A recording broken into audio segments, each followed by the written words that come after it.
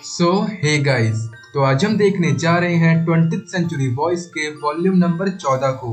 और अगर आपने पिछले पार्ट्स अभी तक नहीं देखे हैं तो आपको डिस्क्रिप्शन और कमेंट सेक्शन में प्लेलिस्ट का लिंक मिल जाएगा। तो चलिए बिना किसी देरी के इस वीडियो को शुरू करते हैं। तो कहानी शुरू होती है और हम देखते हैं जैसे कि अब फ्रेंड मर चुका था तो लाखों लोग उसके मेमोरियल पर आए हुए थे। मानजोमे और ताकासुगी को हम बातें करते हुए देखते हैं कि फ्रेंड ने उन्हें जैसा बोला था वो वैसा ही कर रहे हैं, उसके मरने के बाद मेमोरियल रखना, सिर्फ एक चीज को छोड़कर, वो थी फ्रेंड की death. New book of prophecy में फ्रेंड की डेथ के बारे में कुछ भी नहीं लिखा था।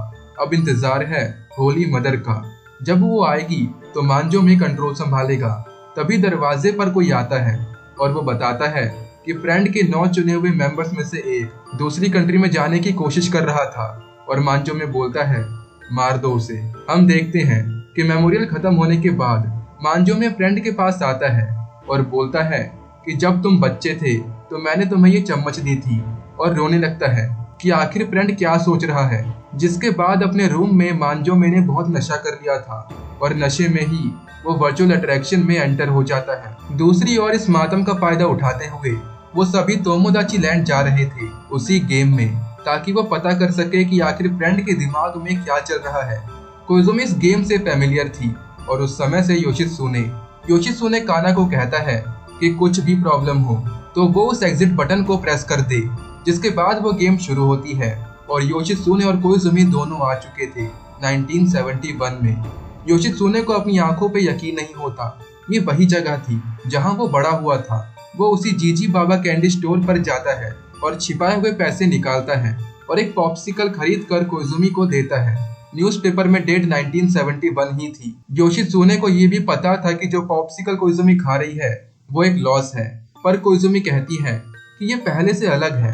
उनके सीक्रेट बेस की जगह अब वहाँ एक बॉलिंग एली बन चुकी थी। पास्ट में हम देखते हैं कि कैसे केंजी और बाकी सभी दोस्त इस कंस्ट्रक्शन से बहुत नाराज थे। उनके बेस को तोड़ने वाले आदमी का नाम उन्होंने इविल एम्परर रखा था, पर प्रॉब्लम ये थी कि पिछली बार ये बॉलिंग एली यहाँ नहीं थी। योशित्सुने को याद आता है कि जापान में 1971 में बॉलिंग बहुत फेमस हो चुकी थी और वो याद करने लगता है कि यहाँ ओटचो, मराव और क्रियोन बॉलिंग के लिए आते थे, और इसी बीच में वहाँ के लोग कोइजुमी को जबरदस्ती बॉलिंग के लिए ले जाते हैं। बचपन में योशित्सुने हर किसी के पास जाता है पर सभी अपने अपने काम में बिजी थे। उनके बेस के टूटने के बाद वो सभी अलग अलग रास्तों पर चले गए, पर आखिर योशित्सुने उस वक्त क्या कर रहा था उसे याद नहीं आता। और दूसरी तरफ कोइजुमी एक के बाद एक सारी बॉटल्स को गिरा रही थी। ये असली 1971 था, पर तभी एक आदमी कोइजुमी पर झपट पड़ता है, कहने लगता है बॉलिंग की देवी एक नेचुरल बॉलर। योशित्सुने कोइजुमी को बचाने आता है और पता चलता है कि यही आदमी इस जगह का मालिक है, और ये तो गॉड था। गॉड ही वो इंसान था जिसने उनका बेस तबाह किया, द इविल एम्परर। नहीं, मैं कोई इविल एम्परर नहीं हूँ, पर हाँ मैं भगवान हूँ, क्योंकि मैं भविष्य देख सकता हूँ। मैंने देख लिया था कि बॉलिंग फेमस होगी। इसी साल मैं इस तरह की 5 और जगह बना डालूंगा। जिस पर योशित्सुने कहता है अगले 2 साल में बॉलिंग की पॉपुलैरिटी खत्म हो जाएगी, और गॉड कहता है इसकी पॉपुलैरिटी कभी खत्म नहीं होगी और ये लड़की मेरे साथ इस दुनिया पर राज करेगी। योशित्सुने कहता है तू बेघर हो जाएगा, तू अपनी ही बर्बादी को नहीं देख पा रहा है। योशित्सुने कहता है अगर तूने सीक्रेट बेस नहीं तोड़ा होता तो हम सभी बच्चे वहाँ हमेशा खेलते रहते। भविष्य बदल सकता था। एक दिन तू खुद कहेगा कि मैं भगवान नहीं हूँ। वो सभी योशित्सुने को दूर करते हैं और गॉड कहता है मुझे नहीं पता तू क्या कह रहा है, पर वहाँ देख बच्चे यहाँ खेलकर ज्यादा खुश हैं। और योशित्सुने की नजर पड़ती है मोनचैन पर। हालांकि मोनचैन तो उसे नहीं जानता था, पर किसी तरह योशित्सुने उससे बातें करता है। केंजी गाने सुन रहा था, ओटचो टेस्ट की तैयारी कर रहा था और बाकी दुकान पर काम कर रहे थे। पर योशित्सुने का क्या? मोनचैन कहता है मुझे नहीं पता, और वहां से भाग जाता है। पीछे से कोइजुमी योशित्सुने के पास भागते हुए आती है। योशित्सुने को याद था कि यही वो वक्त है जब डोंकी ने उस भूत को देखा था। गेम के बाहर कोई और भी अंदर आ चुका था और कभी भी योशित्सुने के पास पहुंच सकता था, मानजोमे। पर मानजोमे खुद भी वहां उस बॉलिंग एली को देखकर हैरान रह जाता है। क्या ये असली 1971 था? दूसरी तरफ कोइजुमी की तरह ही एक इनकम्प्लीट ड्रीमर बाहर घूम रहा था, जिसके पास ताकासुगी जा रही थी। वो लड़का सारी जानकारी एक पेपर पर लिख रहा था, पर ताकासुगी के आते ही वो उस पेपर को मोड़ देता है। ताकासुगी उसका नाम तोमोदाची वर्ल्ड में ले जाने वाले लोगों की लिस्ट में लिखवा देती है। वो बोलने लगता है कि मैं ब्रेन वॉश हो चुका हूँ, पर इस बंदे की अब लग चुकी थी। पर तभी ताकासुगी ग्लास के बाहर किसी इंसान को देखती है और उसकी आंखों से आंसू बह जाते हैं। सब कुछ छोड़कर वो बाहर भागती है, पर वो इंसान अब वहाँ नहीं था। आखिर कौन था वो? गेम में वही सीन सामने आता है जहाँ मूनचैन को उस फिश टैंक को ऑन करना था, पर सभी दोस्तों की भूत के नाम पर फटी हुई थी और सिर्फ डोंकी ही था जिसे किसी भी भूत प्रेत में यकीन नहीं था। और हम एक आदमी को फोन पर किसी पे चिल्लाते हुए देखते हैं। वो कह रहा था, एक दिन तू मेरे पैरों में गिरेगा, तूने मेरे साथ पंगा लेकर बहुत गलत किया है। और हम देखते हैं वो मांजो में था। वो एक स्टोर में जाता है जहाँ स्टोर का मालिक उसकी शक्ल देखते ही बोलता है कि मुझे तेरा माल नहीं चाहिए। और मांजो में कहता है, मैं आज कस्टमर हूँ, कुछ बेचने नहीं आया हूँ। और बातें करते हुए मांजो में बताता है कि कैसे वो कितने सारे मशहूर लोगों को जानता है और वो लास वेगस में भी रह चुका है, जहां उसने एक ही रात में $10,000 बनाए थे, पर अगली रात ही वो $20,000 हार गया। पर इन सब में मांजो में एक चम्मच को बेंड कर देता है, जिस पर उस स्टोर का मालिक काफी भड़क उठता है और मांजो में उसे अपनी सारी हाई क्वालिटी स्पून दे देता है। वो हंसते हुए कह रहा था, मुझे मेरे पैसों का पेड़ मिल चुका है। जहाँ पीछे ओरिजिनल मांजो में ये सब देख रहा था, ये वही दिन था जब उसकी जिंदगी हमेशा के लिए बदल गई थी और फ्रेंड की जिंदगी शुरू हुई थी। पर आखिर मुझे ये क्यों पता है? आखिर फ्रेंड मुझे ये क्यों दिखा रहा है? आखिर आज रात क्या होने वाला है? दूसरी तरफ वो सभी स्कूल पहुंच चुके थे, जिनका पीछा करते हुए अब वहाँ योशित्सुने और कोइजुमी भी आ चुके थे। डोंकी कहता है, हमें यहाँ कोई भूत नहीं मिलने वाला। और तभी हम एक बच्चे को खिड़की से नीचे झांकते हुए देखते हैं। काना और वो सभी ट्रैक करने की कोशिश कर रहे थे कि आखिर ये तीसरा बंदा कौन था। युकीचे इस वक्त चाइना टाउन में उसी सॉल्टेड सैल्मन मैन को ढूंढ रही थी। अगर वो उनके हाथ लग जाए तो फ्रेंड की सारी चालें शायद उनके सामने आ जाए। और इधर उधर ढूंढते हुए युकीची 21वीं सेंचुरी और केंजी के बारे में सोचने लगती है। तभी उसे दूर में कोई इंसान दिखता है। उससे अपनी आंखों पर यकीन नहीं होता। युकीची उसकी तरफ भागने लगती है और तभी उसकी मुलाकात ओटचो से होती है, जिसे युकीची फेंकने ही वाली थी। और हमें पता चलता है कि युकीची एक ब्लैक बेल्ट है। इन दोनों ने ही उसे देखा था, पर यकीन नहीं कर पा रहे थे। गेम के अंदर योशित्सुने और कोइजुमी डोंकी का पीछा कर रहे थे, पर तभी वो दोनों मांजोमे को वहाँ देखते हैं और बाहर काना मांजोमे का नाम भी योशित्सुने को कहते हुए सुन लेती है। सिग्नल ट्रैक होता है। ये डाइट बिल्डिंग से था, अंदर मांजोमे था। वो एग्जिट बटन को प्रेस करने के बारे में सोचते हैं, पर तभी उन्हें एक नई एंट्री मिलती है। एक और इंसान इस वक्त गेम के अंदर था और तेजी से योशित्सुने और बाकी लोगों की तरफ बढ़ रहा था। वो कुछ ही मिनटों में सारे स्टेजेस क्लियर कर लेता है। ऐसा तो सिर्फ गेम का क्रिएटर ही कर सकता है। आखिर वहाँ क्या हो रहा है? और तभी काना भी अंदर जाने का डिसाइड करती है और वो कहती है, मुझे सीधा साइंस रूम में भेजो। और काना भी गेम के अंदर चली जाती है। काना इस वक्त केंजी के रूम में थी। वो केंजी को अंकल केंजी बोलने लगती है। केंजी काना के आंसू से उठ जाता है। वो पूछता है, तुम कौन हो? और काना को देखकर केंजी कहने लगता है, मेरे सर में दर्द हो रहा है। और काना उसे वापस लेट जाने कहती है। काना केंजी को कहती है, जो वो फ्यूचर में करेगा वो एक सही फैसला है। और केंजी कहता है, मेरा होमवर्क ना करना ही सही फैसला है। और काना केंजी को गले लगा लेती है और केंजी के गाल लालम लाल हो जाते हैं। काना केंजी से प्रॉमिस लेती है कि वो जिंदा रहेगा और काना केंजी को गुड बाय बोलकर वहाँ से चली जाती है। काना अपनी मॉम को देखना चाहती थी पर उसके पास टाइम नहीं था। दूसरी ओर लैब में डोंकी लैम्प जलाता है और देखता है कि वहाँ कोई रस्सी से लटका हुआ था। काना भागते हुए साइंस रूम आ रही थी और डोंकी घबराया हुआ था। इधर उधर लैम्प करने पर डोंकी वहाँ सादाकियो और यमाने को देखता है। वो कहता है, तुम दोनों क्या कर रहे हो? हमें उस बच्चे को बचाना होगा।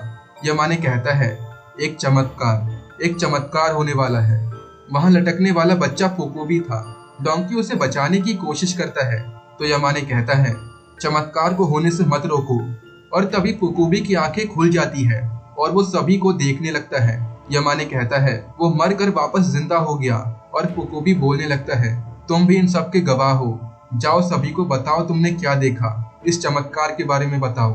डोंकी कहता है, ये सिर्फ एक झूठ है। लोग मरने के बाद जिंदा नहीं होते, वो सिर्फ मर जाते हैं। ये एक ट्रिक है।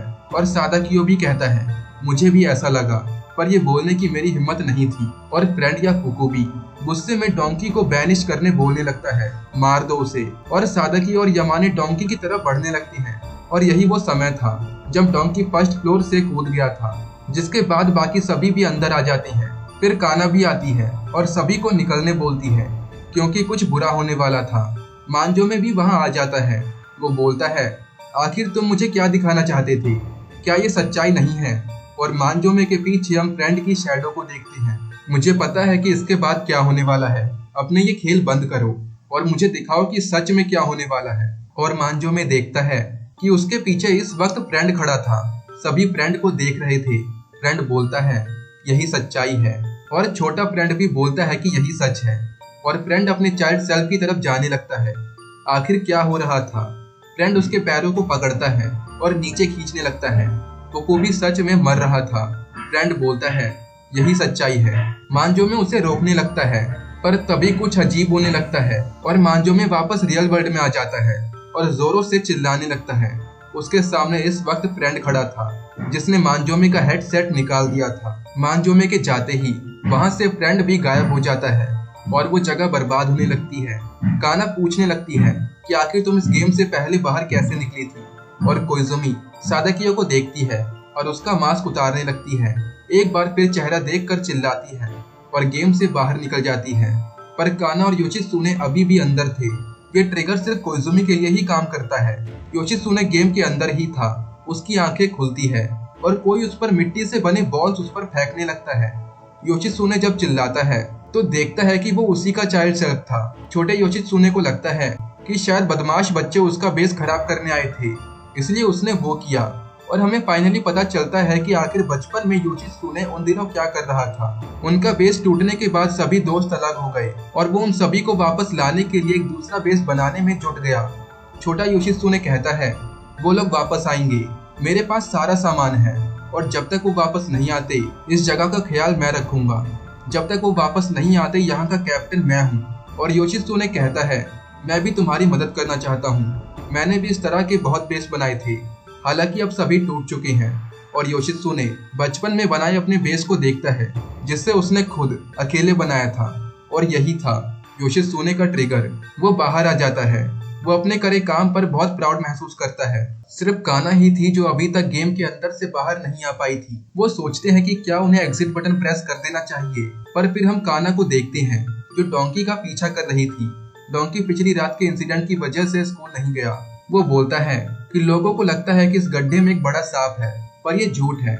मैंने इसे कई बार सूखते हुए देखा है।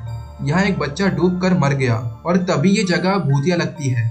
और डोंकी फिर भागने लगता है और काना उसका पीछा कर रही थी। वो हैंगलिंग हिल आते हैं और डोंकी बताता है कि यहाँ पर भी कोई भूत नहीं है। हालांकि ये दुख की बात है कि यहाँ सच में कोई मर गया था और चांद पर भी खरगोश नहीं होते। वो तो बस एक रेगिस्तान है। अब वहाँ इंसान है और उनके लगाए फ्लैग्स। कुछ लोग इस दुनिया पर कब्जा करना चाहते हैं। ये कितना अनसाइंटिफिक है। मुझे लगा था कि कोई बुरा नहीं बनना चाहता, पर वो लोग बुरे बनेंगे। पर बुरी बात ये है कि उनसे लड़ने के लिए अच्छे लोग नहीं हैं। और काना केंजी और ओच्चो का नाम लेती है। डोंकी कहता है, वो दोनों हैं। और फिर काना डोंकी को भी गुड गाइज में ही काउंट करती है। काना कहती है, तुम जो करोगे वो अच्छे के लिए होगा और शायद है साइंटिफिक ना हो, पर लोग मरने के बाद हमारे दिल में रहते हैं। और डोंकी कहता है, ये साइंटिफिक है। डोंकी कहता है कि मैं बड़े होकर एक साइंस टीचर बनना चाहता हूँ। और दोनों एक दूसरे से गुड गाइज बने रहने का प्रॉमिस करते हैं। और इसी के बाद काना भी रियल वर्ल्ड में वापस आ जाती है। और गाइज ये वॉल्यूम यहीं पर खत्म होता है। और गाइज आखिर फ्रेंड मर कर वापस जिंदा कैसे हो गया और आखिर युकिची और ओच्चो ने किसको देखा, ये हमें पता चलेगा अगले वॉल्यूम में। तो तब तक के लिए अगर आपको ये वीडियो अच्छी लगी हो तो लाइक कर देना। एम करते हैं 200 लाइक्स के लिए। और चैनल पे नए हो तो सब्सक्राइब कर देना। मैं मिलता हूँ आपसे नेक्स्ट वीडियो में। तब तक के लिए बाय बाय।